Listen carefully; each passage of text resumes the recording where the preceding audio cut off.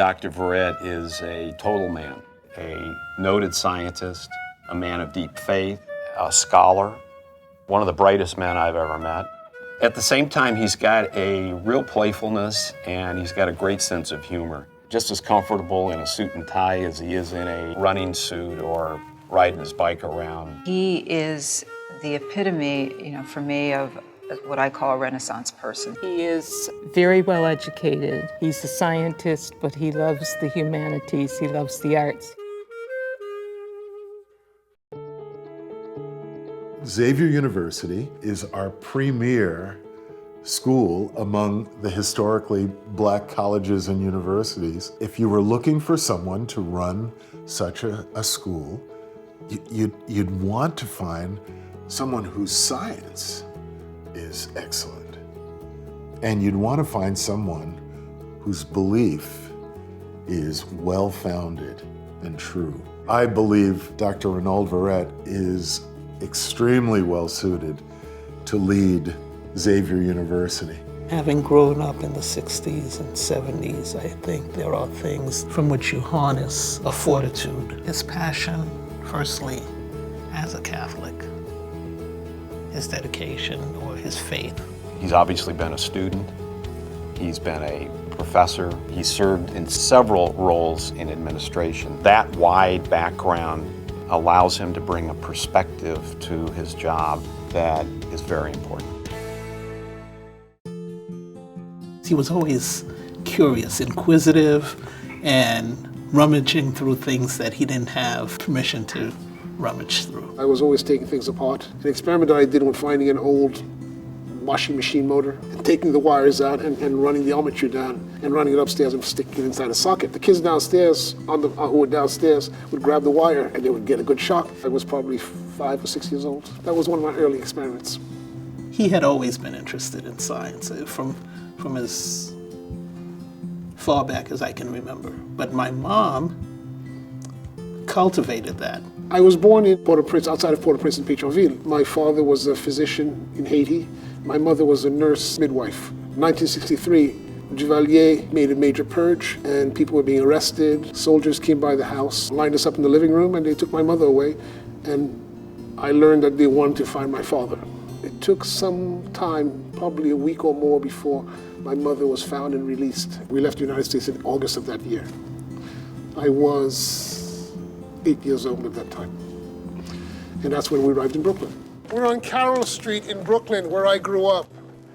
Not far from here was my school and also my high school, but also on this block, this is where we lived our lives as children. And a block away from here is a botanical garden, where in many ways we explored. We were young scientists, we caught tadpoles, put them in jars. We knew every plant in the garden, we knew when they bloomed. We knew every hole in the fence, how to sneak in as children. He was always dragging me to the pond to get specimens. The fact that we're going through the fences, actually, technically, I was encouraging to break the law. Because actually knew us, they would let us in. And the Japanese guard, which had the koi, and also this Japanese, lovely escaped Japanese, it's still there. He has a way of finding interesting the things that you are doing. I would say probably within a year or two, he'll get to know every kid on the campus. His sort of unshaken belief, in himself, and again, grace under pressure, and this sense that despite having some adversity, he was going to prevail, was a phenomenal model for me.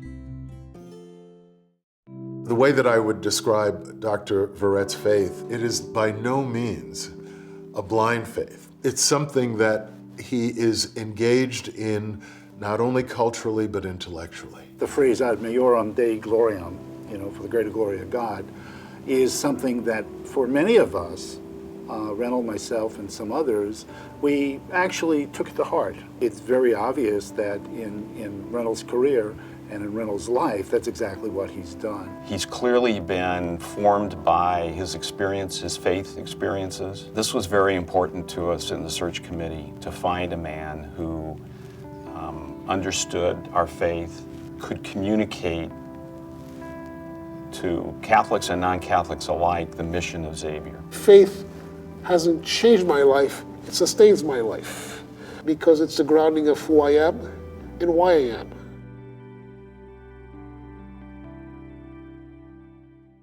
When the choice came of whether I would take my science into industry or into academia or teach, it was very easy to see that my soul called me to combine those two. I found a picture. It's a picture of me with very big ears standing in front of a class, and I must have been in the 10th grade of younger kids.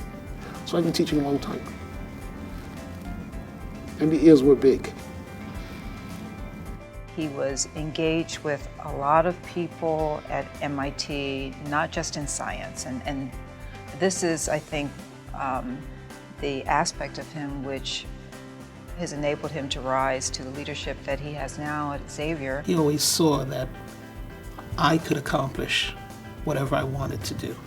And that faith which he saw in me is that faith which I'm sure he sees in every single individual at Xavier. How do you see Xavier preparing you for life after Xavier? I believe the structure here is the biggest part of being at Xavier, right? Yeah, I think the opportunities are very amazing here. Just being able to, like you said, meet people, but also go places. Come in. Hi, Ronald. Hello, Michael. How are you? Good. It's great to see you. Great Have to a see seat. It's been 6 months and a little bit more. Seems like 30 days to me. It's good to have you back.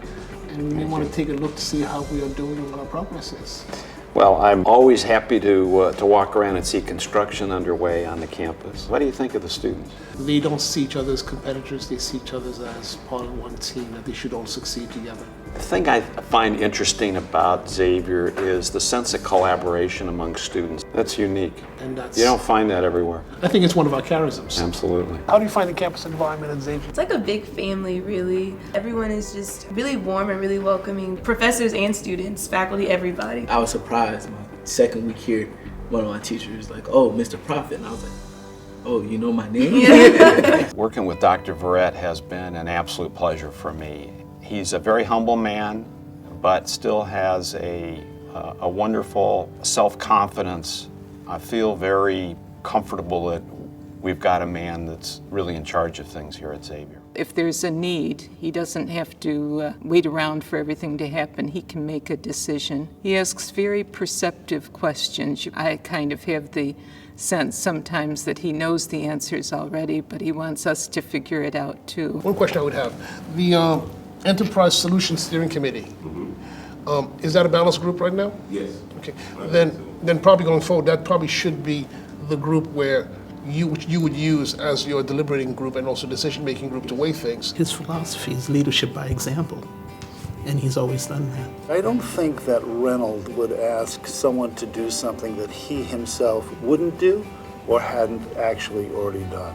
Leading by example, leading by dedication, I would say that Reynolds is the type of leader that the 21st century needs. He's looking very carefully at if St. Catherine Drexel were alive today, what would she be doing? Who would she be inviting to Xavier? What would be her concerns about Xavier? And he's looking at that in a very reflective mode. We've had a tendency to hide our successes under a bushel basket.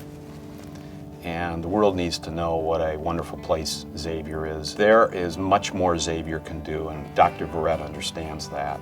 There are new courses and disciplines that need to be offered that he embraces. And I think Dr. Verret has a 22nd century vision for Xavier that's quite exciting. The question that we have to ask at Xavier is to ask, what are the problems and what are the needs that Xavier needs to serve today? And we will be asking that question 25 years from now. What are the problems and what are the circumstances that Xavier needs to address at that time? So we have to actually give ourselves some flexibility as well to read the signs and to pay attention to them.